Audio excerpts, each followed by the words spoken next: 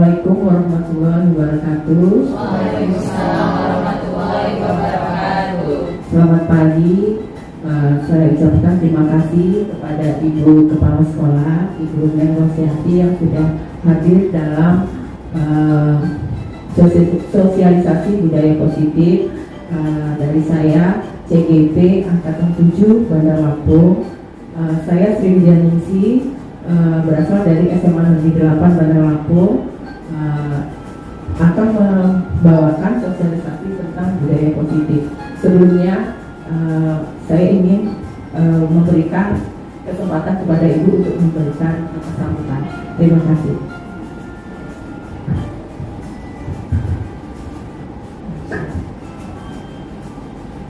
Bismillahirrahmanirrahim.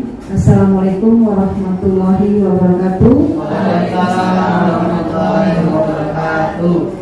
Selamat pagi, salam sejahtera untuk kita semua. Tabipun. Ya pun. Yang saya hormati Ibu Wiwi selaku CGP Angkatan 7 dari SMA Bandar, Bapak Ibu peserta sosialisasi kegiatan daripada guru penggerak yang pada hari ini dimuliakan Allah SWT.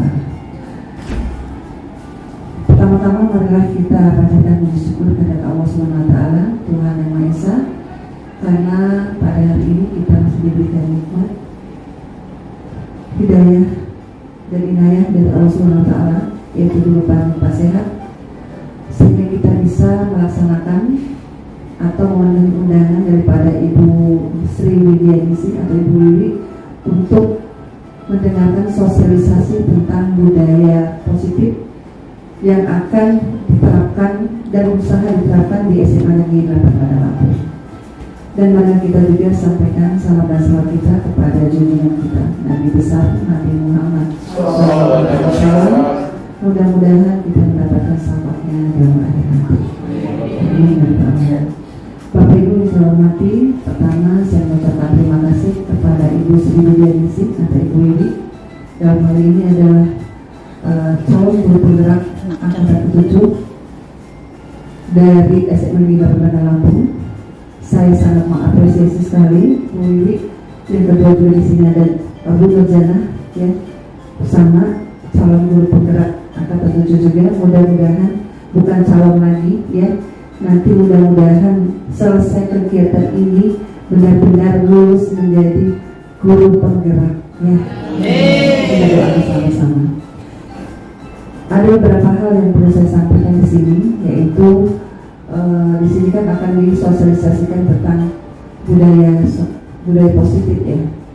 Budaya positif tentunya ini adalah dimulai dari diri kita, ya. Dari diri kita, terutama guru-guru, ya, guru-guru yang harus berkomitmen khusus pada siswanya. Jadi sebelum memulai pelajaran, hendaknya para guru ini setidaknya ada perjanjian mungkin yang harus diterapkan atau diberikan kepada siswa-siswinya, sehingga pembelajaran ini masing-masing dari mapel ini enak nantinya, ya.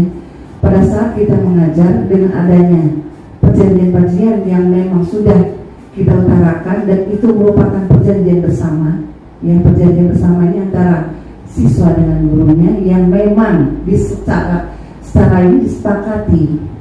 Tetapi saya minta nanti mungkin salah satunya, ya, kesepakatan ini bukan hanya kesepakatan omongan saja, tapi kesepakatan ini secara tertulis, dirinci apa yang disepakati dari masing-masing guru mata pelajaran ini kepada siswanya. Gitu. Misalnya tidak boleh terlambat. Komitmen kalau misalnya tidak boleh terlambat ini, apakah hanya siswanya saja? Komitmen itu juga harus ditujukan pada gurunya, gitu. Kalau siswanya, apa sanksinya kalau terlambat? Gurunya apa sanksinya? Jadi secara bersama-sama, kalau sudah ada komitmen seperti itu, mudah-mudahan pembelajaran akan berjalan dengan nyaman, gitu. Ya, kita harapkan seperti itu salah satu daripada budaya positif. Tentunya ada hal-hal lain lagi yang budaya positif banyak sekali yang harus kita terapkan di SMA Negeri 8 Bandar Lampung. Sampai kita ke kemarin, ya, kita kunjungan kerja segala macam, ya, tadi banding Itu kan dalam artian untuk memotivasi kita selaku guru atau tendik yang ada di SMA Negeri 8 Bandar Lampung. Tentunya tujuan-tujuan itu merupakan tujuan yang ingin memajukan sekolah kita, ya. Sekolah kita harus bagaimana, gitu kan. Sesuai dengan motonya yang katanya terdepan. Nah, mudah-mudahan kita sedikit demi sedikit kita berubah, mudah-mudahan menjadi yang terdepan juga sesuai dengan moto kita, ya. Bapak Ibu yang saya hormati, di sini saya selaku kepala sekolah bukan hanya mengucapkan terima kasih kepada kepada Ibu Wiwi atau kepada Ibu Nurjana selaku CGP yang memulai, ya, mudah-mudahan akan diikuti kembali dengan guru-guru yang lain, ya.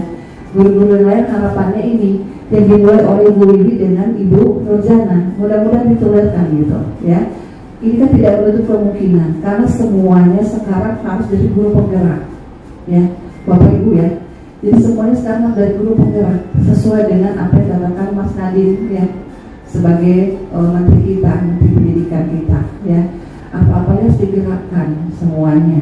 Pas kita mulai sampai kurikulum pun bukan kurikulum 13 lagi, kita kurikulum Merdeka Mengajar. Tentunya itu semuanya mendorong siswa supaya bagaimana caranya siswa ini bergerak, bukan hanya siswanya, jadi gurunya dulu yang harus dimulai, gitu, ya. Sampai menjadi syarat kepala sekolah pun, ya, dari guru penggerak. Jadi Bapak Ibu tolong, ya, ini dimulai dari Ibu Wiwi dengan Ibu Nurjana di SMA Negeri 8 Bandar Lampung. Harapan saya diikuti oleh yang lain, ya. Ini sebuah ada sebut Septi, Pak Batina, ya. Mudah-mudahan ini, ya, Pak Imron, Pak Bagus, ya, mudah-mudahan yang lainnya pun, ya, yang lainnya pun ikut terus. Pak Ilham, ya, tentunya semua di sini kita, ya, semua, ya. Jadi saya sangat mengapresiasi sekali kegiatan dari CGP ini, dan kepada guru yang lain saya berharap, ya, ini memotivasi pada guru yang lain untuk mengikuti, ya, mengikuti gerak atau langkah awal dari Bu Wiwi dengan Bu Nurjana ini, ya, bukan hanya kita hanya mendengarkan sosialisasinya saja. Jadi yang punya keinginan nantinya termotivasi, ya, termotivasi untuk ikut juga nanti, ya. Kemudian juga mohon kepada Ibu Wiwi dengan Ibu Nurjana, ilmunya ini ditularkan, ya, ilmunya. Kan itu kan pelatihannya selama 6 bulan, ya. 6 bulan pelatihan tentunya banyak ilmu yang didapat oleh Bu Nurjana dengan Ibu Wiwi sama di sini. Nah, itulah yang akan tolong ditularkan kepada Bapak Ibu yang lain. Harapannya kan bukan hanya Ibu berdua saja, ya, yang menggerakkan SMA 8, tentunya semuanya, ya, semuanya kita, gitu, ya. Itu mungkin dari saya, Bapak Ibu. Saya harapannya sangat supaya Bapak Ibu mengikuti gerak atau langkah daripada Ibu Wiwi, Ibu Nurjana. Mudah-mudahan membawa pembaharuan di SMA Negeri 8 Bandar Lampung sesuai dengan harapan kita untuk memajukan tentunya lebih luas lagi adalah pendidikan di SMA Negeri Bandar Lampung, SMA Negeri 8 Bandar Lampung ini, ya. Kedepannya harus lebih bagus lagi. Kalau bukan dari kita, siapa lagi, ya?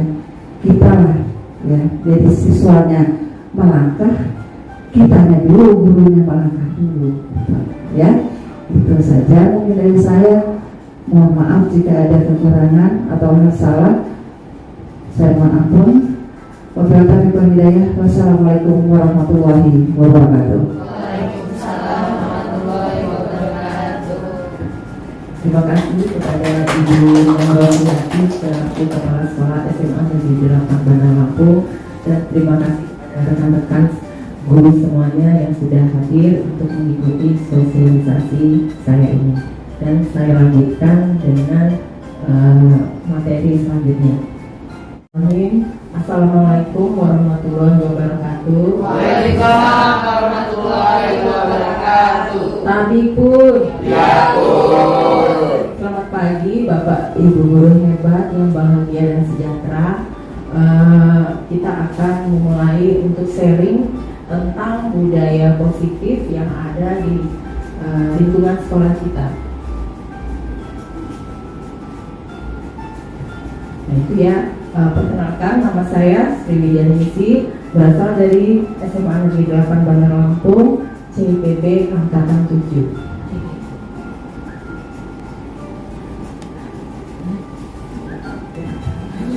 Ya, budaya positif. Apa saja budaya positif yang akan kita sharingkan di sini? Yaitu yang pertama, nilai positif dan nilai kebajikan universal. Yang kedua, teori motivasi, hukuman dan penghargaan, serta restitusi. Yang ketiga, keyakinan kelas. Yang keempat, kebutuhan dasar manusia. Yang kelima, restitusi dengan 5 posisi kontrol, yaitu restitusi dengan penerapan segitiga. Nah, kita yang pertama yaitu akan membahas tentang disiplin positif. Apa itu makna disiplin positif? Ada yang tahu Bapak Ibu makna budaya positif atau disiplin positif? Menurut Jana? Budaya positif itu suatu kegiatan atau suatu tingkah laku yang memang ada nilai-nilai kebajikannya. Itu menurut saya Bu, budaya positif. Baik sekali, itu makna salah satu budaya positif. Nah, apa contoh penerapan budaya positif yang telah kita terapkan di SMA Negeri 8? Apa Bapak Ibu dulu? Pak Bagus, mau sebutkan? Tadarus. Oke. Murojaah sebelum memulai agenda kegiatan. Memulai agenda kegiatan pagi hari dengan murojaah Al-Quran dan juga berdoa. Kemudian kebangsaan atau kenegaraannya adalah menjadikan lebih Indonesia Raya. Ada yang mau tambahkan? Ada yang mau tambahkan Pak Ferdinand? Oke, saya menambahkan contohnya adalah menyambut kedatangan siswa dengan salam-salaman dulu sebelum masuk gitu. Salam senyum sapa. Ibu Septi? Salah satunya yaitu pemanfaatan media belajar di perpustakaan.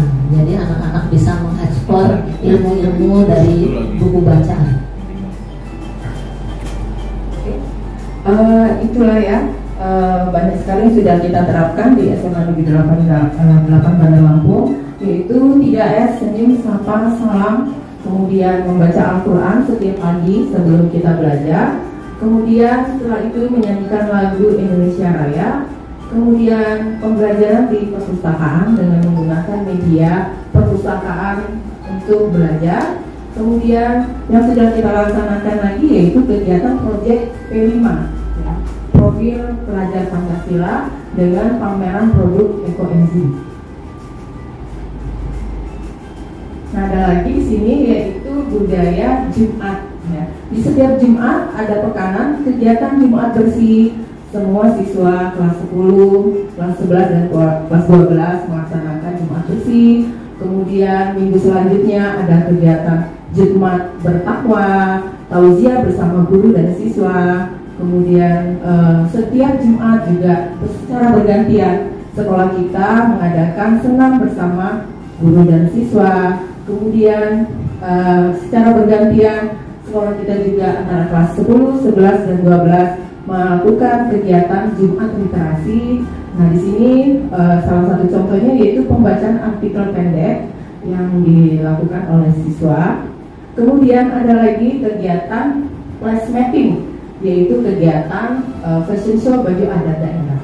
Itulah salah satu contoh-contoh yang budaya positif yang sudah dilaksanakan di SMA Negeri 8 Bandar Lampung. Nah, apa sih budaya positif menurut Ki Hajar Dewantoro? Yaitu budaya positif di sekolah adalah nilai-nilai keyakinan dan kebiasaan-kebiasaan di sekolah yang berpihak pada murid, yang dapat berkembang menjadi pribadi yang kritis, penuh hormat dan bertanggung jawab. Nah, menurut Ki Hajar Dewantoro menyatakan bahwa untuk mencapai kemerdekaan atau dengan konteks pendidikan kita saat ini, menciptakan murid yang merdeka, syarat utamanya adalah harus adanya disiplin yang kuat. Disiplin yang dimaksud adalah disiplin diri yang memiliki motivasi internal, yaitu motivasi dari dalam. Dari dalam nanti kita akan bisa bahas. Jika tidak memiliki motivasi internal, maka kita memerlukan pihak lain untuk mendisiplinkan kita atau memotivasi kita. Ya, ini motivasi eksternal. Nah, pihak lain itu contohnya siapa ya Bu ya? Ya, guru bisa, peraturan bisa, itu motivasi eksternal. Mungkin ini ya Bu ya, motivasi eksternal itu motivasi yang di luar dari, seperti misalnya motivasi dari guru, motivasi dari orang tua, dari sekolah berupa peraturan-peraturan bisa membangkitkan disiplin pada siswa. Baik sekali, itu adalah motivasi eksternal. Kalau kita sendiri sebagai guru, motivasi eksternal kita berasal dari pimpinan, ya, pimpinan kita yang harus mendisiplinkan kita dengan peraturan-peraturan. Nah, kita harus patuh untuk mematuhi peraturan-peraturan ini. Nah, arti disiplin. Kebanyakan orang kan menghubungkan kata disiplin dengan tata tertib, kemudian teratur dan kepatuhan pada peraturan. Kata disiplin juga sering dihubungkan dengan hukuman. Padahal itu semua berbeda, karena belajar itu belajar tentang disiplin positif tidak harus dengan memberi hukuman. Justru itu adalah salah satu alternatif terakhir, dan bila perlu tidak digunakan sama sekali. Jadi tidak menggunakan hukuman kalau kita mendidik dengan baik. Nah, sebagai pendidik, tujuan kita adalah menciptakan anak-anak yang memiliki disiplin diri, sehingga mereka bisa berperilaku dengan mengacu pada nilai-nilai kebajikan universal dan memiliki motivasi intrinsik bukan ekstrinsik. Jadi motivasi dari dalam diri itu yang lebih dalam dan lebih panjang. Apa itu nilai-nilai kebajikan universal? Menurut Ki Hajar Dewantoro dan Diana Boso mengartikan disiplin sebagai kontrol diri, yaitu belajar untuk kontrol diri agar dapat mencapai suatu tujuan mulia. Tujuan mulia di sini mengacu pada nilai-nilai atau prinsip mulia yang dianut seseorang. Nilai-nilai tersebut sebagai nilai-nilai kebajikan yang universal. Nilai-nilai kebajikan adalah sifat-sifat positif manusia yang merupakan tujuan mulia yang ingin dicapai setiap individu. Nah, apa saja yang termasuk nilai-nilai kebajikan universal? Ada yang bisa membantu atau menjawab? Jujur, sikap tanggung jawab, mungkin ada lain? Sikap-sikap yang nilai-nilai kebajikan, sikap yang baik dari sportif, Gotong royong, tetap sebaya, menyebarkan teman, kerjasama, toleransi, responsif. Saling tolong-menolong dalam hal yang positif.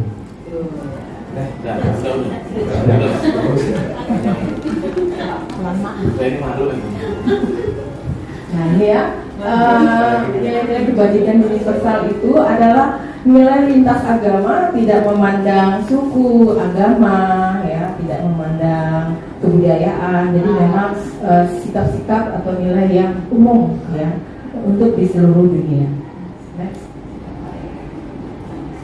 Nah, nilai-nilai kebajikan universal yang kita terapkan ini ya, salah satu yang kita terapkan yaitu profil pelajar Pancasila. Nah, di sini ada beriman, bertakwa kepada Tuhan Yang Maha Esa, dan berakhlak mulia. Kemudian mandiri, bernama kritis, berkebinekaan global, gotong royong, dan kreatif. Nah, sekarang kita akan mempelajari bersama-sama apa itu teori motivasi, hukuman dan penghargaan dan restitusi. 3 motivasi perilaku manusia. Yang pertama, orang mempunyai motivasi untuk menghindari ketidaknyamanan atau hukuman. Nah, apa yang akan terjadi apabila saya tidak melakukannya? Termasuk motivasi apa itu, Bapak Ibu? Yang pertama, untuk menghindari ketidaknyamanan atau hukuman. Itu termasuk motivasi internal atau eksternal? Eksternal, ya, benar ya. Yang kedua, untuk mendapatkan imbalan atau penghargaan dari orang lain. Nah, ini contohnya, apa yang akan saya dapatkan apabila saya melakukannya? Ini motivasi apa? Ya, eksternal ya. Jadi masih motivasi dari luar dan ini sifatnya jangka pendek. Ya. Kemudian yang ketiga, nah ini yang ketiga ya. Ini adalah untuk menjadi orang yang mereka inginkan dan menghargai diri sendiri dengan nilai-nilai yang mereka percaya. Nah ini motivasi apa ini? Internal ya. Jadi termasuk motivasi internal. Saya akan menjadi orang yang seperti apabila saya melakukannya. Kita akan menjadi orang yang akan kita impikan. Nah, tujuan dari disiplin positif adalah menanamkan motivasi. Ya.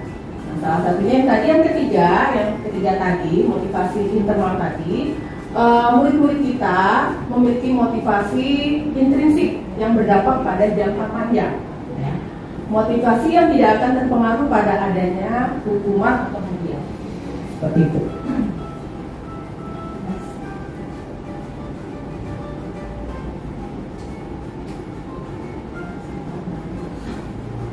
Nah ini ya, dalam menjalankan peraturan atau keyakinan kelas atau sekolah pastilah ada pelanggarannya. Untuk itu kita perlu meninjau ulang tindakan penegakan peraturan atau keyakinan kelas atau sekolah kita selama ini. Tindakan terhadap suatu pelanggaran pada umumnya berbentuk hukuman atau konsekuensi. Nah, kata disiplin tanpa tambahan kata positif di belakangnya sesungguhnya merupakan suatu identitas sukses dan hukuman merupakan identitas gagal. Jadi disiplin yang sudah bermakna positif terbagi dua, yaitu disiplin dalam bentuk konsekuensi dan disiplin dalam bentuk restitusi. Mungkin di sini ada yang masih asing untuk kita ya. Apa itu kata-kata apa? Restitusi. Ya, restitusi. Ya, baiklah. Next.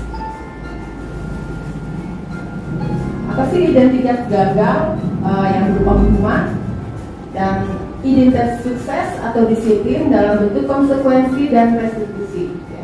Nah itu ya ada poin-poinnya. Kalau yang pertama misalnya sesuatu menyakitkan harus terjadi, tapi kalau di konsekuensi sesuatu itu harus terjadi. Kalau restitusi itu merupakan pilihan, ya. Seperti itu.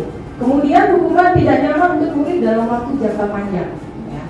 Dia akan membekas dalam hati murid-murid kalau kita memberikan hukuman. Ya. Kemudian kalau konsekuensi tidak nyaman untuk murid dalam jangka waktu pendek. Jadi misalnya kita memberikan konsekuensi ke murid, mungkin dalam waktu pendek dia tidak nyaman. Ya. Kemudian yang kedua, restitusi itu menguatkan murid dalam jangka waktu panjang. Jadi yang kita ingin lakukan yang ini ya, yang restitusi. Ya, seperti itu.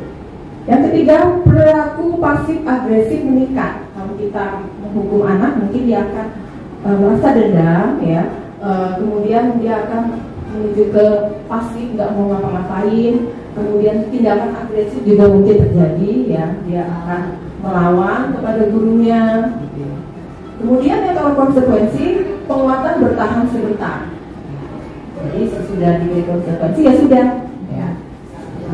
Saat itu aja, nanti dia mungkin mengulang lagi. Tapi kalau restitusi, masalahnya akan terpecahkan, karena ada solusi di sini ya. Nanti kita akan pelajari lagi. Kemudian yang keempat, sistem tidak akan berjalan bila murid tidak takut. Ya. Jadi seperti sekolah otoriter ya. Kemudian yang keempat, memerlukan monitoring dan supervisi terus-menerus dari guru. Ini kalau konsekuensi. Jadi kalau konsekuensi itu seperti ada peraturan-peraturan ya yang harus dilaksanakan. Nah, itu harus ada pengawasannya. Kalau nggak diawasi ya nggak dilaksanakan dengan anak. Ya ada misalnya ya seperti itu ya. Kemudian kalau restitusi, murid belajar bertanggung jawab untuk memperbaiki perilakunya. Kemudian yang kelima, hukuman tiba-tiba dan sangat melukai. Ya. Jadi murid itu mungkin kaget kalau dihukum ya, jadi sangat melukai perasaannya. Tapi kalau konsekuensi sudah diketahui dan masuk akal. Jadi ada peraturan, kalau misalnya peraturan dilanggar, konsekuensinya ini. Ya, dia sudah tahu ya. Kalau restitusi berupa undangan untuk mengadakan restitusi. Jadi anak kita ajak untuk berbicara ya. untuk melakukan perbaikan kesalahannya. Kemudian yang keenam, misalnya hukumannya itu modelnya paksaan, jadi harus ya. Jadi kita menghukum anak itu seperti paksaan. Kalau konsekuensi itu ada stimulus, ada rangsangan, respon. Jadi ada rangsangan tanggapan di situ. Kemudian kalau restitusi itu ada teori kontrol, ya, teori kontrolnya. Kemudian yang ketujuh, kalau hukuman mendorong menyalahkan diri. Jadi anak-anak itu serasa merasa bersalah, ya, serasa merasa bersalah. Kemudian apa ya, sepertinya tidak berguna lagi, ya seperti lah ya kalau kita menghukum anak-anak ya. Kemudian kalau konsekuensi itu mendorong kepatuhan. Ada konsekuensi yang dilanggar, tapi di situ ada peraturannya, jadi mendorong kepatuhan. Kemudian kalau restitusi itu mendorong disiplin positif. Nah ini yang akan kita kembangkan di sekolah kita, ya, mendorong disiplin positif.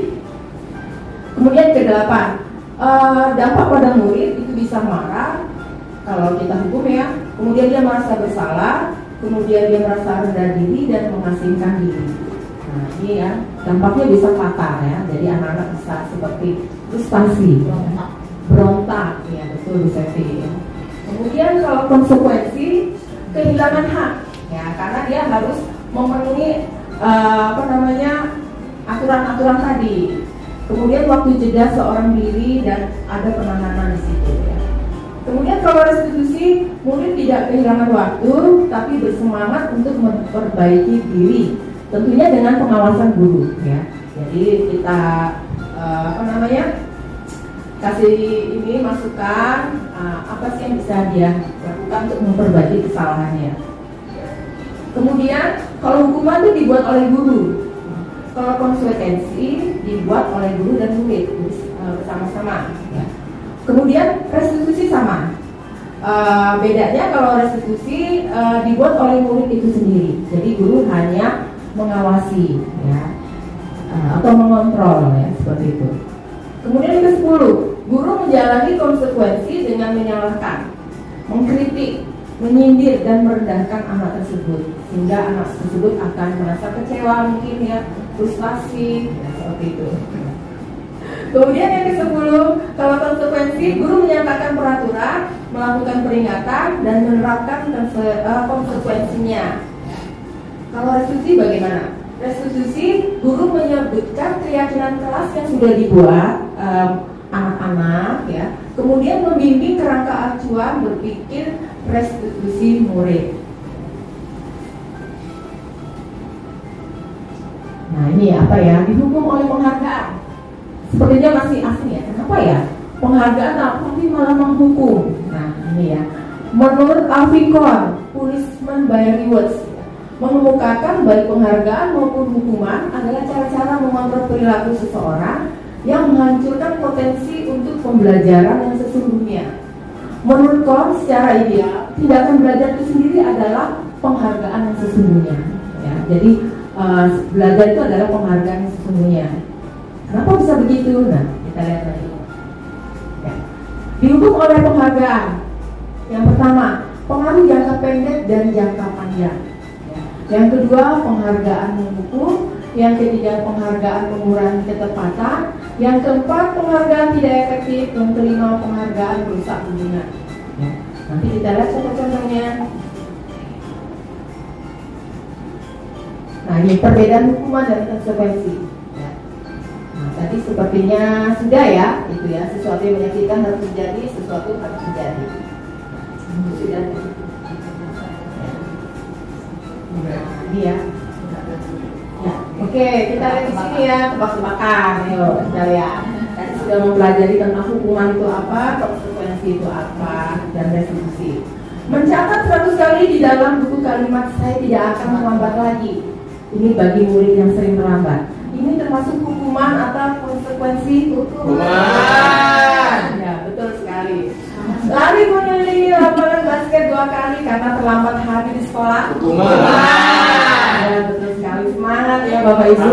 Kemudian murid diminta untuk push up 15 kali karena tidak mengerjakan PR. Hukuman. Iya, bagus ya. Semangat Bapak Ibu. Nah, yang ini ini, coba hati-hati ya. Menggantikan kertas tugas teman yang telah dicoret-coret. Konsekuensi. Kemudian membersihkan tumpahan air di meja tulis karena tersenggol pada saat belajar. Konsekuensi. Aduh, ternyata Bapak Ibu sudah paham. Ya. Kemudian murid disuruh untuk menggunakan sepatu seharian di sekolah karena tidak menggunakan sepatu hitam. Hukuman. Kemudian yang terakhir, lari mengelilingi lapangan basket 2 kali karena terlambat 10 menit untuk pelajaran PJOK. Hukuman. Ya, next kita lihat jawabannya.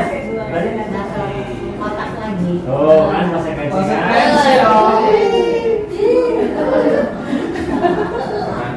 Ya, ini salah nggak apa-apa. Kita sama-sama belajar.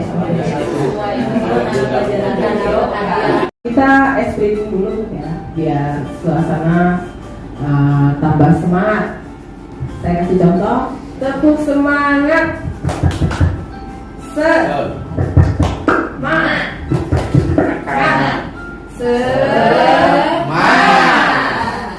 Nah, kita ulang lagi ya Bapak Ibu Guru. Tepuk semangat.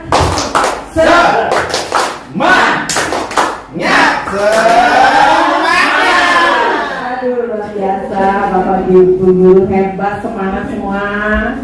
Ya, kita lanjut lagi. Ciri-ciri restitusi, ya, restitusi bukan untuk menebus kesalahan, namun untuk belajar dari kesalahan. Ya. Kemudian restitusi itu memperbaiki hubungan. Kemudian yang ketiga, restitusi adalah tawaran bukan paksaan. Yang keempat, restitusi menuntun untuk melihat ke dalam diri. Kelima, restitusi mencari kebutuhan dasar yang mendasari tindakan. Yang keenam, restitusi diri adalah cara yang paling baik. Yang ketujuh, restitusi fokus pada karakter bukan tindakan. Yang kedelapan, restitusi menguatkan. Yang kesembilan, restitusi fokus pada solusi atau pemecahan masalah. Yang kesepuluh, restitusi mengembalikan murid yang berbuat salah pada kelompoknya dengan lebih baik lagi karakternya.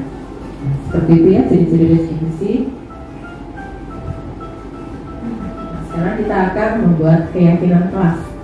Seperti apa keyakinan kelas itu? Mengapa keyakinan kelas bukan peraturan kelas saja? Mengapa ada keyakinan kelas penting untuk terbentuknya sebuah budaya positif? Kemudian bagaimana mewujudkan sebuah keyakinan kelas yang efektif?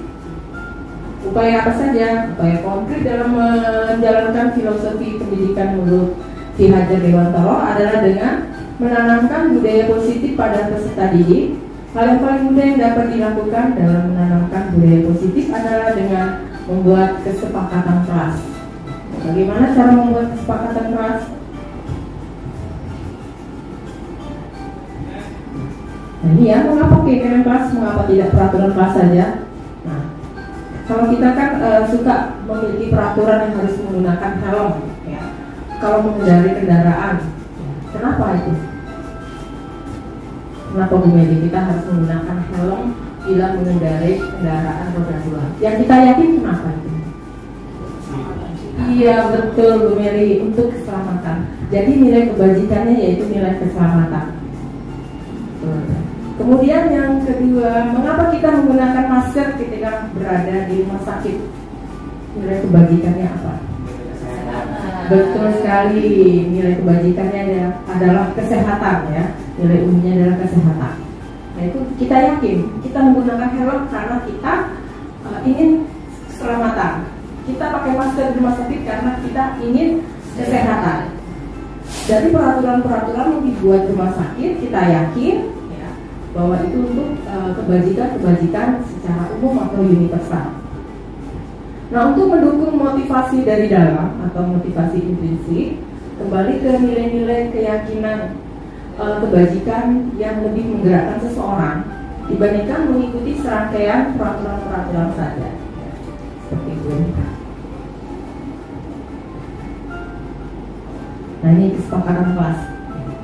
Kesepakatan kelas dapat membantu membentuk lingkungan kelas yang kondusif dan mendukung tumbuhnya budaya positif. Kesepakatan kelas dibentuk secara bersama oleh guru dan siswa di dalam kelas. Kesepakatan kelas berisi beberapa aturan untuk membantu guru dan murid bekerja bersama membentuk kegiatan belajar mengajar yang efektif. Nah, kesepakatan kelas yang menuntut nilai-nilai positif atau nilai-nilai kebajikan berujung pada keyakinan kelas. Seperti tadi ya, aturan-aturan keselamatan dan kesehatan tadi yang kita yakini tadi. Keyakinan kelas merupakan kesepakatan kelas yang diyakini bersama oleh guru dan murid selama proses pembelajaran. Pembentukan keyakinan sekolah atau keyakinan kelas. Yang pertama, keyakinan kelas bersifat lebih abstrak daripada peraturan yang lebih rinci dan konkret. Yang kedua, keyakinan kelas berupa pernyataan-pernyataan universal, pernyataan-pernyataan umum. Yang ketiga, pernyataan keyakinan kelas senantiasa dibuat dalam bentuk positif. Yang keempat, keyakinan kelas hendaknya tidak terlalu banyak sehingga mudah diingat dan dipahami oleh semua warga kelas. Yang kelima, keyakinan kelas sebaiknya sesuatu yang diterapkan di lingkungan tersebut. Yang keenam, semua warga kelas hendaknya ikut berkontribusi dalam pembuatan keyakinan kelas lewat kegiatan curah pendapat. Yang ketujuh, bersedia meninjau kembali keyakinan kelas dari waktu ke waktu. Yang ingin saya tanyakan, apakah keyakinan kelas semua kelas sama? Ya. Tidak, betul Pak Bagus ya. Karena masing-masing mempunyai keyakinan masing-masing di kelasnya dengan kondisi lingkungannya masing-masing. Prosedur pembentukan keyakinan kelas. Yang pertama, mempersilakan warga sekolah atau murid-murid sekolah kelas untuk bercurah pendapat tentang peraturan yang telah disepakati di sekolah atau di kelas. Yang kedua, mencatat semua masukan-masukan di papan tulis atau kertas besar atau di sticky note ya, di mana semua anggota kelas atau warga sekolah bisa melihat hasil curah pendapat tersebut. Yang ketiga, menyusun kalimat kelas sesuai prosedur dengan kata-kata pembentukan keyakinan sekolah atau keyakinan kelas, ganti dengan kalimat yang bentuknya negatif menjadi positif. Kemudian tinjau kembali daftar curah pendapat yang sudah dicatat. Yang kelima, tinjau ulang keyakinan sekolah atau kelas secara bersama-sama. Sebaiknya keyakinan sekolah atau kelas tidak terlalu banyak, bisa berkisar antara 3 sampai 7 prinsip keyakinan saja. Yang keenam, setelah keyakinan sekolah atau kelas telah dibuat, maka semua warga kelas dipersilakan meninjau ulang dan menyetujui dengan menandatangani keyakinan sekolah atau kelas. Yang ketujuh, keyakinan sekolah atau kelas selanjutnya bisa dilekatkan di dinding kelas di tempat yang mudah dilihat warga kelas.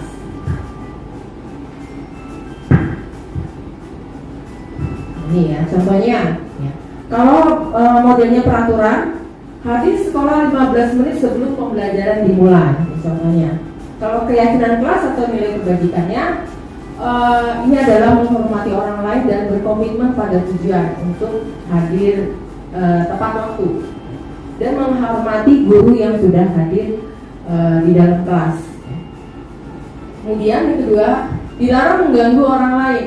Nah, ini keyakinannya adalah menghormati orang lain dan diri sendiri. Yang ketiga, dilarang menggunakan narkoba, senjata tajam. Nah, itu adalah demi kesehatan dan keselamatan.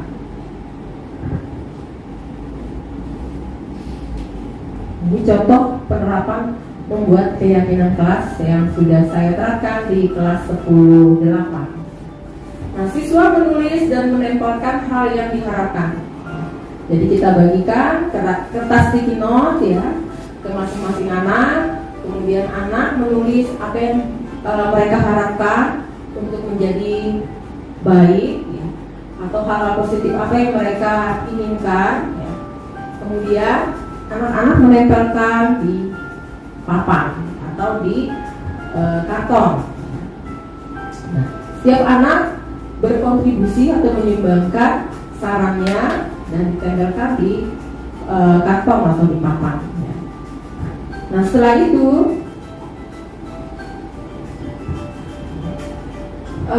kita buat ringkasannya, apa saja yang mereka inginkan.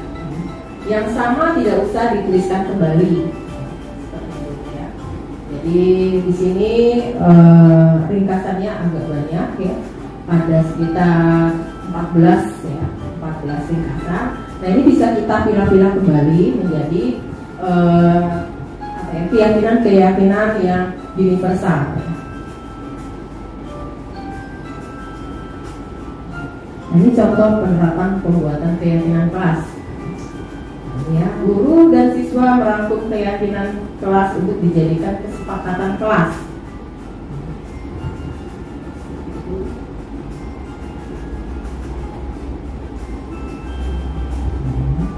Nah ini ya, nilai-nilai kebajikan universalnya adalah hormat, ya, bekerja dan diterima dan dimiliki. Ya.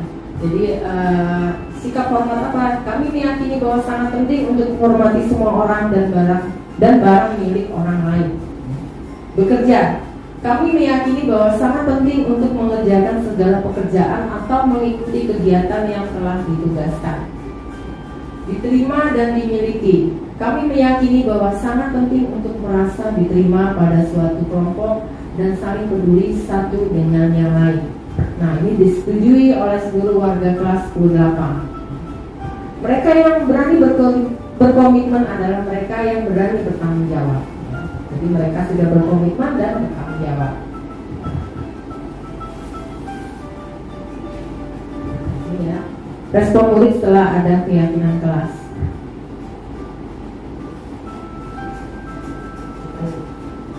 Bisa ada di HP ya.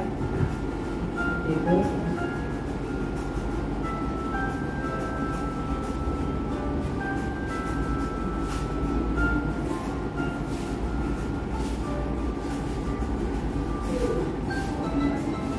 Sekarang kita akan membahas tentang kebutuhan dasar manusia.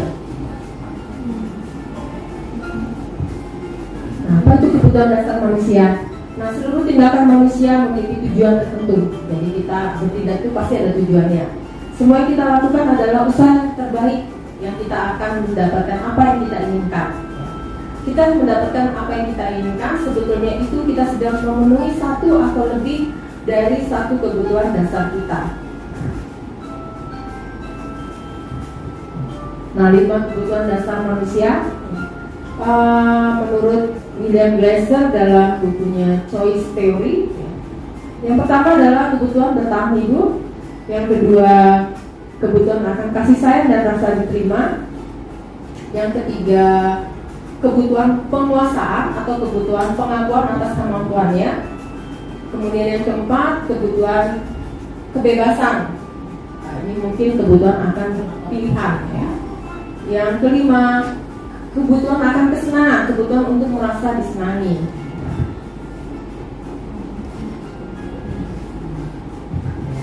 Bapak, Ibu guru hebat, semua orang senantiasa berusaha untuk memenuhi kebutuhannya dengan berbagai cara. Bila mereka tidak bisa mendapatkan kebutuhannya dengan cara yang positif, mereka bisa melanggar peraturan atau melakukan hal-hal yang tidak sesuai atau tidak baik. Seperti itu ya.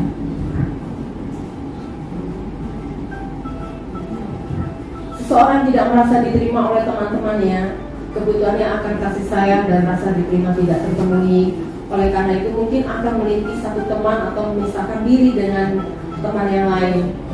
Jadi sebaiknya kita sebagai guru bisa membangun hubungan yang baik antara murid dengan temannya dan bisa membangun kepercayaan dan kedekatan dengan anak ini.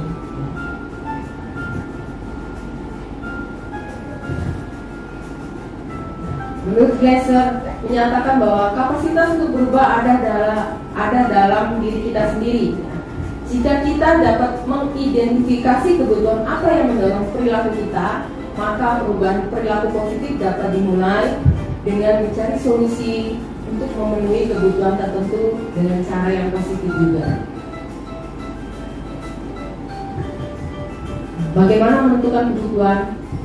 Nah, contohnya aku bosen, masa belajarnya cuma gitu-gitu aja, dengerin ibu guru aja. Nah ini sebenarnya kebutuhan apa yang belum terpenuhi? Kebebasan, betul sekali ya. Kemudian dia bisa jalan-jalan naik mobil sama teman-teman aku. Ini kebutuhan apa yang tidak terpenuhi? Iya betul Bu Mary, kebutuhan akan kesenangan ya. Iseng aja sih aku sebenarnya, aku senang lihat kepala sekolah baru itu kebingungan kalau aku tanya-tanya di rapat. Nah, kebutuhan apa ya? Butuh iseng. Saya butuh iseng banget. Awalnya mulai gitu-gitu. Ya, apa ya? Jahil Senang banget sih ya. yang sebenarnya aku senang lihat-lihat abstrak baru itu kebingungan kalau aku tanya-tanya di rapat. Kebutuhan apa ya? Butuh iseng. Ya, kesenangan, dia iseng ya. Ya, merasa senang ya.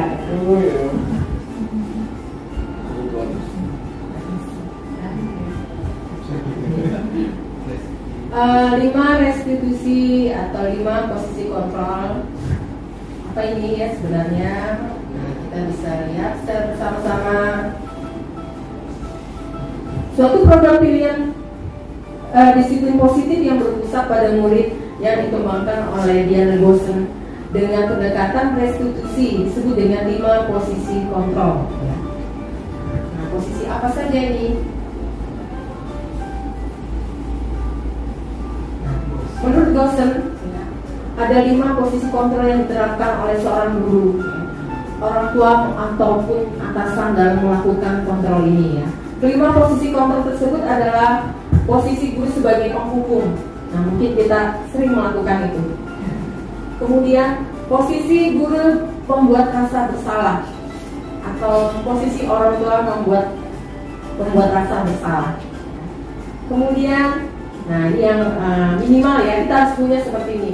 Posisi guru sebagai teman, atau posisi orang tua sebagai teman, atau posisi pimpinan sebagai teman. Minimal kita harus seperti sebagai teman ya. Kemudian posisi guru sebagai pemantau, atau posisi orang tua sebagai pemantau ya. Atau posisi pimpinan sebagai pemantau.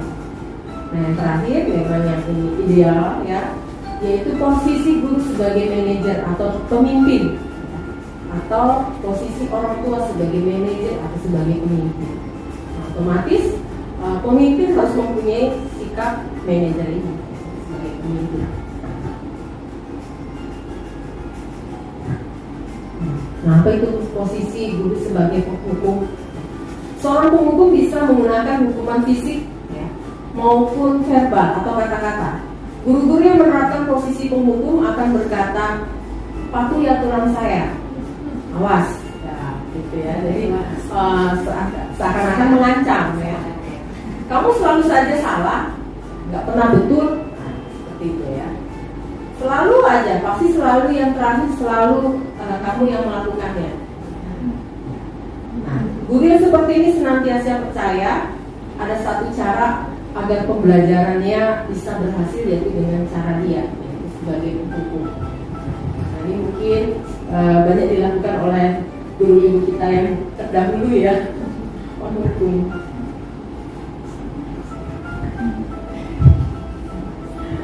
Membuat rasa bersalah. Nah, ini ya.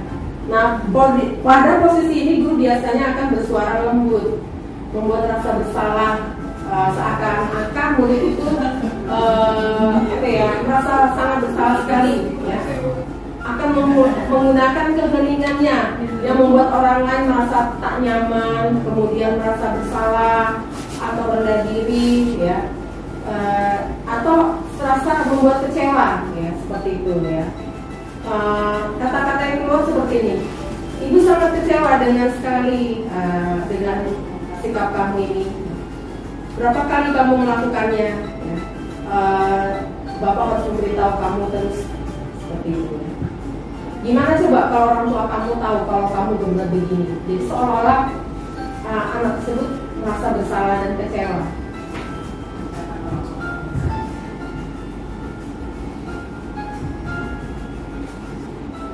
Nah ini ya, minimal kita ada di posisi sebagai teman ya. Guru pada posisi ini tidak akan menyakiti muridnya, namun akan tetap berupaya mengontrol murid tersebut melalui persuasi. Ya. Kemudian posisi teman pada guru bisa berdampak positif ataupun negatif. Nah, positifnya di sini apa? Guru ini akan berupaya membangun hubungan yang baik dengan murid tersebut dengan kata-kata yang baik dan humoris. Ya. Kemudian guru ini juga akan mempengaruhi siswa tersebut untuk berbuat kebaikan. Mereka akan berkata, ayo bantulah demi Bapak, ya, ayolah. Pernah saya Ingat tidak? Ya. Bantuan Bapak selama ini. Nah, demi Ibu, kamu tolong laksanakan ini. Seperti itu. Jadi sepertinya kita mengharapkan anak itu untuk berubah karena kita sebagai temannya. Tapi apa dampak negatifnya? Coba Bu Jana bisa sebutkan dampak negatifnya. Mungkin kalau misalnya anak ini nggak kita bantu, ya, jadi dia merasa kecewa. Jadi ternyata saya nggak dibantu sama ibu. Saya pikir saya bakal dibantu. Nah itu negatifnya ya, yang selama ini mungkin anak ini mengharapkan bantuan dari guru tersebut yang sebagai teman tuh, ternyata ada suatu waktu nggak bisa bantu, ya kecewa. Nah itu yang negatif. Jadi kayak ada timbul rasa ketergantungan kepada guru. Iya. Betul sekali Bu Jana ya. Jadi murid tersebut akan tergantung dengan guru tersebut ya. Kalau tidak ada guru tersebut mungkin dia akan merasa seperti kecewa dan merasa kesepian karena gurunya yang diandalkan dengan dia ya, seperti itu.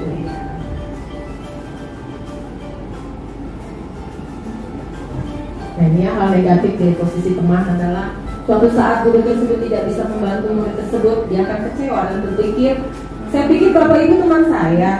Murid merasa dikecewakan dan tidak mau lagi berusaha. Hal yang lain yang mungkin timbul adalah murid hanya akan bertindak untuk guru tertentu atau guru tersebut. Untuk guru lain dia tidak mau. Ya, seperti itu. Murid akan bergantung pada guru tersebut. Ini posisi pemantau ya. Apa ini pemantau? Ya. Memantau artinya mengawasi ya. Posisi pemantau berdasarkan pada peraturan dan konsekuensi ya. Pada saat memantau kita bertanggung jawab atas perilaku orang yang kita awasi. Pertanyaan yang diajukan seseorang pemantau biasanya peraturannya bagaimana? Kenapa kamu bisa melanggar? Seperti itu ya. Apa yang bisa kamu lakukan? Sanksinya kamu tahu nggak? Atau konsekuensinya tahu nggak kalau kamu melanggar ini? Sepertinya dipantau dengan si guru ini. Ini pemantau ya. Seorang pemantau sangat mengandalkan perhitungan, catatan data yang dapat digunakan sebagai bukti atas perilaku seseorang. Posisinya akan menggunakan stiker, slip, catatan dan daftar cek. Jadi seperti kita membuat absen, jadi kita pantau anak tersebut hadir atau tidak. Itu kita sudah melakukan posisi pemantau.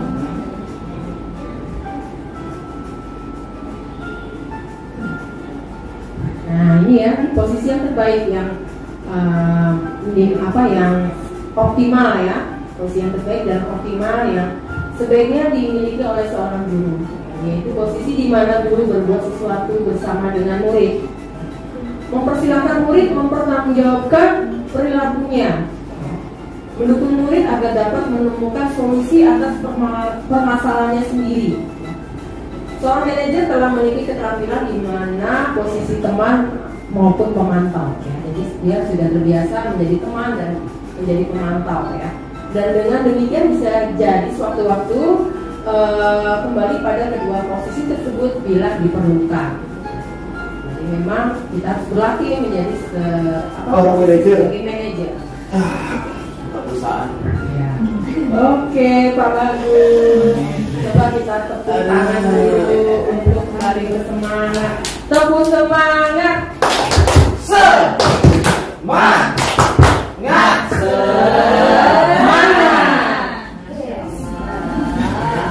Alhamdulillah masih semangat ya di hari Jumat yang berkah ini. Nah, ini manajer ya, saya lanjutkan lagi. Namun bila kita menginginkan murid kita menjadi manusia yang merdeka, mandiri dan bertanggung jawab, maka kita perlu mengacu kepada restitusi yang dapat menjadikan murid kita seorang manajer bagi dirinya sendiri. Ya. Murid diajak menganalisis kebutuhannya sendiri maupun kebutuhan orang lain. Di sini penekanannya bukan kemampuan membuat konsekuensi, namun berkolaborasi dengan murid bagaimana memperbaiki kesalahan yang ada. Ini manajer ya. Seorang manajer akan bertanya, apa yang kita yakini? Ya. Kembali ke keyakinan kelas tadi. Ya. Apakah kamu meyakininya? Jika kamu meyakininya, apakah kamu bersedia memperbaikinya? Jika kamu memperbaiki ini, hal ini menunjukkan apa tentang dirimu? Kemudian apa rencana kamu untuk memperbaiki hal ini? Seorang manajer bukan mengatur perilaku seseorang, tapi membimbing murid untuk mengatur dirinya sendiri. Bisa jadi dalam praktik penerapan disiplin sehari-hari, kita akan kembali ke posisi teman atau memantau, karena murid yang kita tangani belum siap diajak berdiskusi atau diundang melakukan restitusi. Namun perlu disadari tujuan akhir dari 5 posisi kontrol seorang guru adalah pencapaian posisi manajer, di mana posisi ini adalah murid dapat menjadi pribadi yang lebih baik, merdeka, bertanggung jawab, mandiri atas perilaku dan sikapnya, yang pada akhirnya dapat menciptakan lingkungan yang positif, nyaman, dan aman. Ini ya, restitusi, segitiga restitusi. Ini yang terakhir. Nah, apa itu restitusi? Restitusi adalah proses menciptakan kondisi bagi murid untuk memperbaiki kesalahan mereka, sehingga mereka bisa kembali pada kelompok mereka dengan karakter yang lebih baik. Kembali ke kelompok mereka dengan karakter yang lebih baik.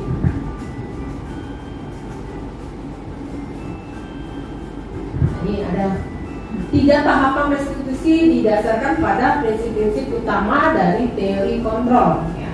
Yang pertama adalah menstabilkan identitas. Yang kedua adalah validasi tindakan yang salah. Yang ketiga adalah menanyakan keyakinan kelas yang kita buat tadi. Ya. Nah, bagaimana teori kontrolnya? Contohnya, kita semua akan melakukan hal yang terbaik yang bisa kita lakukan. Kemudian validasinya, semua perilaku memiliki alasan. Kemudian keyakinannya, kita semua memiliki motivasi internal atau motivasi dari dalam diri kita. Ini ya tahapan segitiga restitusi. Ini yang menstabilkan identitas. Beberapa kalimat untuk meyakinkan si anak dengan cara mengatakan kalimat-kalimat berikut. Misalnya ada anak berbuat salah, dia sering terlambat. Ya.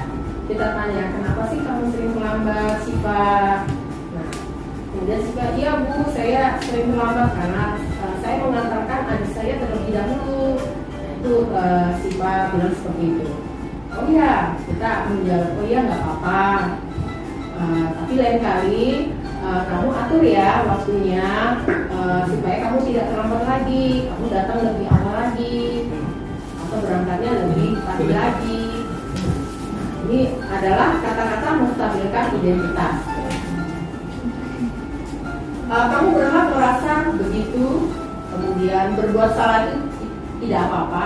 Bapak juga pernah melakukan hal seperti itu, contohnya seperti itu. Kenapa kamu terlambat? Bapak juga pernah terlambat, tapi Bapak akan memperbaikinya besoknya. Bapak akan datang lebih awal lagi, seperti itu. Jadi seolah-olah kita juga masuk ke dalam dunia mereka, mendalami kondisinya. Tidak ada manusia yang sempurna. Jadi di sini artinya menstabilkan identitas ini adalah masuk ke dalam dunia mereka, kemudian untuk meyakinkan si anak dengan kata-kata seperti kita pernah melakukannya juga, tapi kita bisa memperbaiki kesalahan tersebut.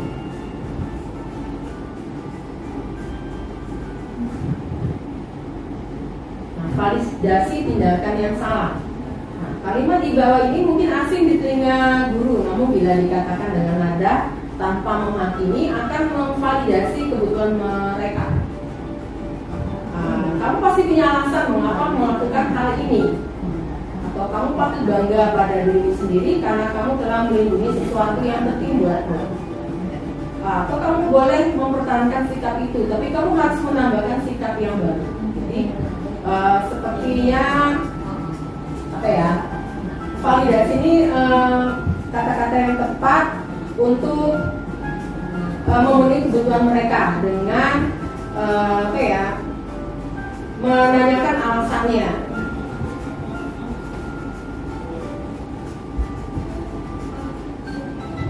Nah, restitusi tidak menyarankan guru bicara kepada murid bahwa melanggar aturan adalah sikap yang baik, tapi dalam restitusi guru harus memahami alasannya dan paham bahwa setiap orang pasti akan melakukan yang terbaik di waktu tertentu.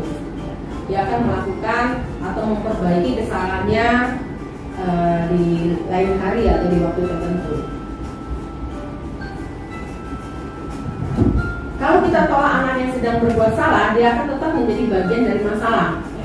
Namun bila kita memahami alasannya melakukan sesuatu itu, maka dia akan merasa dipahami.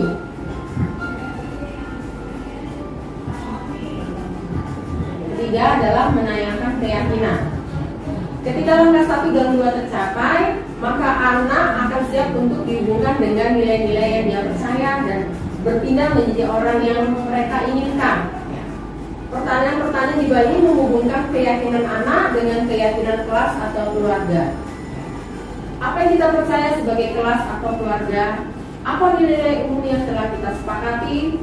Apa bayangan kita tentang kelas yang ideal? Jadi kalau misalnya tadi anak ada yang berbuat salah, kita bisa tanyakan keyakinan apa yang tidak sesuai yang sudah kita sepakati. Seperti kasus Siva tadi, mungkin Sivanya akan menjawab keyakinan tidak datang tepat waktu, Bu. Dia karena membuat sendiri, dia akan ingat sendiri.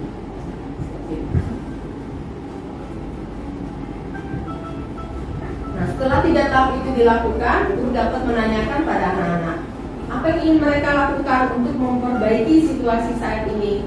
Disinilah restitusi dapat dilakukan. Ya, praktek segitiga restitusi. Pada kasus siswa terlambat, nah ini videonya ada di HP siswa. Ya. Kasus yang kedua, siswa tidak mengerjakan tugas, tidak sama. Dan setting untuk menghidupkannya. Tanggapan siswa jika diterapkan segitiga restitusi. Jadi ada tanggapannya dari anak yang sudah melakukan segitiga restitusi.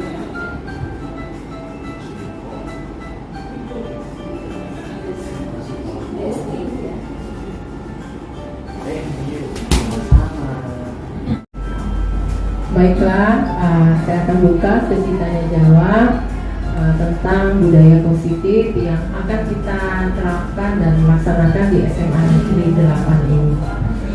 Baik Bapak Ibu, silakan. Terima kasih. Assalamualaikum warahmatullahi wabarakatuh. Waalaikumsalam warahmatullahi wabarakatuh. Saya akan menanyakan masalah kesepakatan kelas, Bu Wiwi. Sebaiknya kesepakatan kelas itu disampaikan atau diberikan pada saat kapan dan bagaimana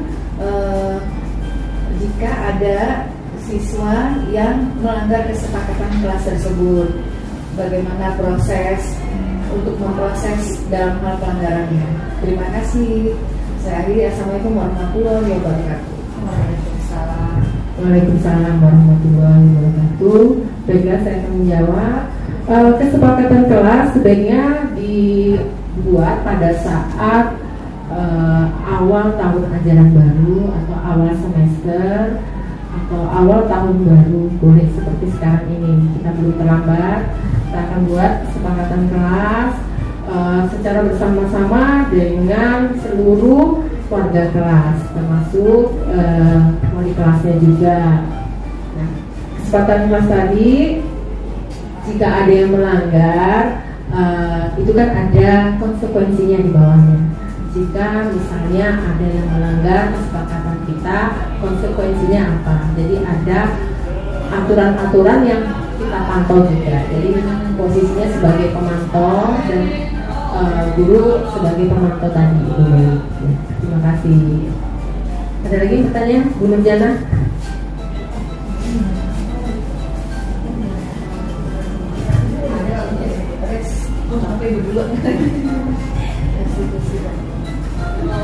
Ya, baik Ibu, yang ingin saya tanyakan tadi mengenai restitusi ya Bu ya. Restitusi sendiri itu sebenarnya ditujukan hanya kepada siswa yang melanggar kesepakatan kelas atau diperuntukkan untuk semua siswa begitu Bu? Terima kasih. Ya, nah restitusi ini ditujukan untuk semua siswa, ya semua siswa yang ada di sekolah kita, ya. Jadi kita terapkan budaya atau disiplin positif ini. Restitusi ini kan upaya memperbaiki kesalahan siswa dengan mencari solusi dari siswa itu sendiri. Tapi kita harus ada di situ juga. Jadi kita tetap pantau seperti itu. Jadi itu seluruh siswa, tidak hanya kesepakatan kelas saja yang kita buat restitusi. Nah begitu Ibu. Ya. Ada lagi mau tanya? Ibu Nurjana? Cukup. Oke. Ada 2 pertanyaan tadi, ya. Terima kasih sudah hadir di acara sharing pendapat tentang budaya positif yang akan kita lakukan di SMA Negeri 8 Bandar Lampung yang kita cintai ini. Saran dan pendapatnya akan saya nantikan untuk kebaikan dan perbaikan ke depannya. Seperti itu, ya. Terima kasih atas waktu dan kehadirannya. Mohon maaf kalau ada salah kata dan perbuatan, dan kepada Allah saya mohon ampun. Saya akhiri. Assalamualaikum warahmatullahi wabarakatuh. Waalaikumsalam warahmatullahi wabarakatuh.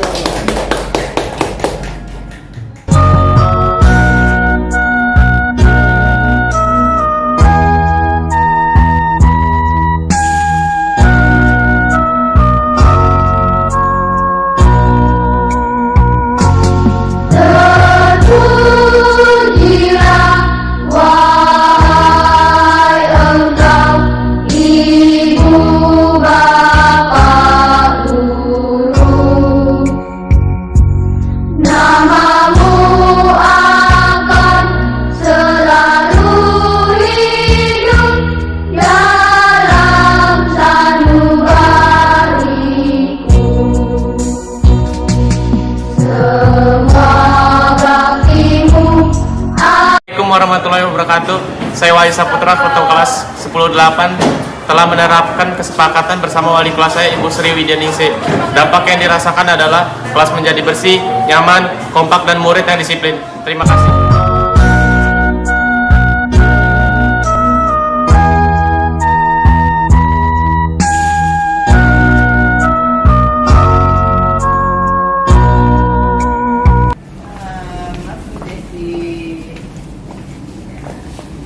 Desti tahu nggak kenapa ibu panggil ke kantor? Tahu Bu, karena saya sering tidak masuk sekolah.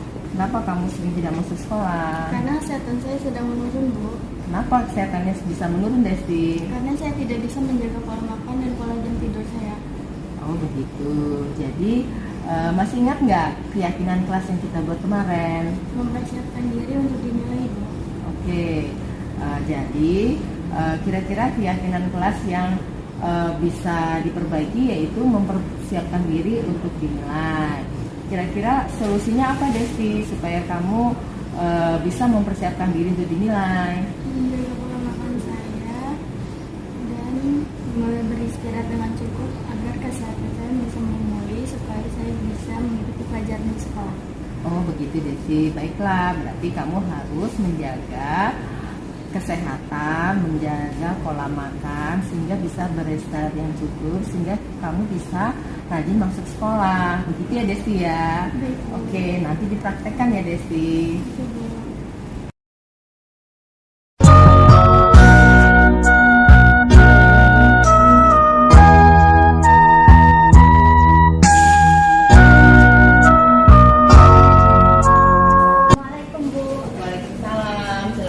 Siva. Iya Bu. Siva, tahu nggak kenapa Ibu panggil di kantor? Iya Bu, tahu. Kenapa ya Siva? Karena saya sering terlambat. Kenapa kamu sering terlambat Siva? Iya, karena saya mengantarkan adik saya Bu. Makanya saya terlambat. Oh begitu.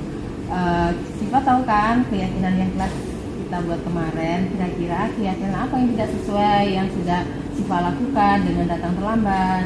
Iya Bu, datang dengan tepat waktu. Oke, jadi solusinya bagaimana Siva? Solusinya dan cara saya bisa bangun lebih awal lagi atau lebih pagi lagi, sehingga saya mengantarkan adik saya terlebih dahulu, sehingga saya tidak terlambat datang ke sekolah.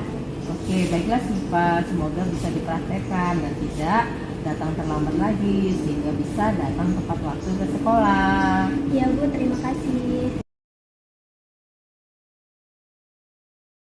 Saya setuju jika dilakukan praktek tentang restitusi ini karena siswa menjadi tidak merasa tertekan karena tidak dikasih hukuman, sehingga siswa dapat mengembalikan kepercayaan dirinya. Setuju jika dilakukan praktek tentang restitusi. Jadi siswa diberi kesempatan untuk memperbaiki diri sendiri dan memperbaiki kesalahannya dan tidak mengulangi kesalahan yang sama.